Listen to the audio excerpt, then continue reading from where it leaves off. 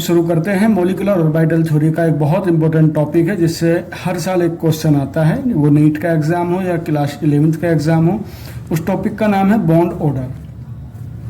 Basically molecular orbital theory जो applicable होती है वो होती है केवल अप टू 20 इलेक्ट्रॉन।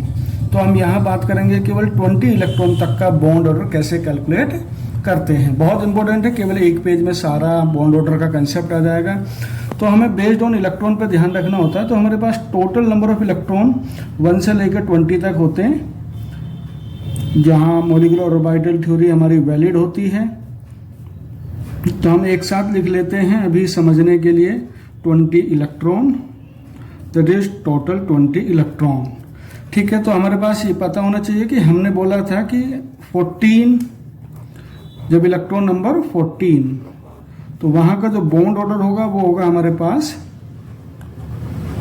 3। जब इलेक्ट्रॉन नंबर 3, इलेक्ट्रॉन नंबर 14 है, that is bond order 3।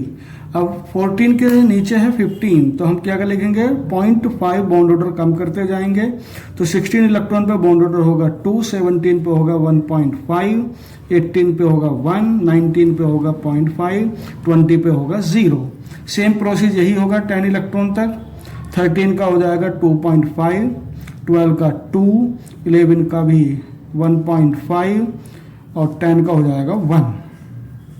Same number यहाँ रहेगा हमारा। बॉन्ड ऑर्डर कैलकुलेट करना है तो इलेक्ट्रॉन जिसके पास 4 इलेक्ट्रॉन है और जिसके पास 8 इलेक्ट्रॉन है उसका बॉन्ड ऑर्डर होता है 0। ऑड और इवन नंबर, इवन नंबर है तो हमारे पास बॉन्ड ऑर्डर होगा 1, ऑड नंबर होगा तो बॉन्ड ऑर्डर होगा 0.5। तो 3 ऑड नंबर है, दैट इज 0.5, 0.56 इवन नंबर है, that is 1, that is 0.5, that is 0.5।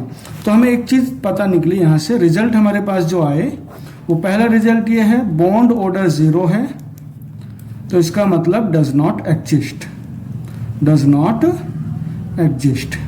मतलब He2 Ne2 जिनके पास इलेक्ट्रॉन 4 हैं, इलेक्ट्रॉन 8 हैं, इलेक्ट्रॉन नंबर 20 है, वो कोई भी मॉलिक्यूल एग्जिस्ट नहीं करता। दूसरी चीज क्या है हमारे पास कि बॉन्ड ऑर्डर डायरेक्टली होता है स्टेबिलिटी के। एक और चीज है कि बॉन्ड ऑर्डर डायरेक्टली होता है बॉन्ड एनर्जी के। और एक पॉइंट है कि बॉन्ड ऑर्डर डायरेक्टली होता है बॉन्ड स्ट्रेंथ। जितना बॉन्ड ऑर्डर ज़्यादा होगा उसकी स्टेबिलिटी भी ज़्यादा होगी, उसकी एनर्जी भी ज़्यादा होगी, उसकी स्ट्रेंथ भी मैक्सिमम होगी।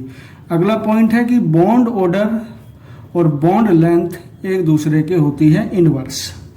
जितना बॉन्ड ऑर्डर ज़्यादा होगा उतनी बॉन्ड लेंथ क्या होगी, कम। बहुत इंपॉर्टेंट पॉइंट है। सबसे ज़्यादा बॉन्ड ऑर्डर कभी भी, बॉन्ड ऑर्डर की वैल्यू कभी भी नेगेटिव में नहीं आ सकती। तो ध्यान रखना, बॉन्ड ऑर्डर 0 भी हो सकता है, बॉन्ड ऑर्डर फ्रैक्शनल वैल्यू भी हो सकती है, बॉन्ड ऑर्डर होल नंबर भी होता है। तो बहुत इंपॉर्टेंट पॉइंट है बॉन्ड ऑर्डर के रिलेटेड। ये 5 पॉइंट है। कहाँ बॉन्ड ऑर्डर 0 होगा, electron number 4, electron number 8, electron number 20। ये हमारे पास 4 इलेक्ट्रॉन है तो इसका बॉन्ड ऑर्डर 0 है। हमारे पास 8 electron, bond order 0, 20 electron, bond order 0।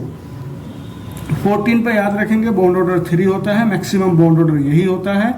MOT bond order बताती है up to 20 electron. Bond order से स्टेबिलिटी डायरेक्टली होती है, बॉन्ड ऑर्डर से बॉन्ड एनर्जी डायरेक्टली होती है, बॉन्ड ऑर्डर से बॉन्ड स्ट्रेंथ डायरेक्टली होती है, बॉन्ड ऑर्डर से बॉन्ड लेंथ इनवर्सली होती है।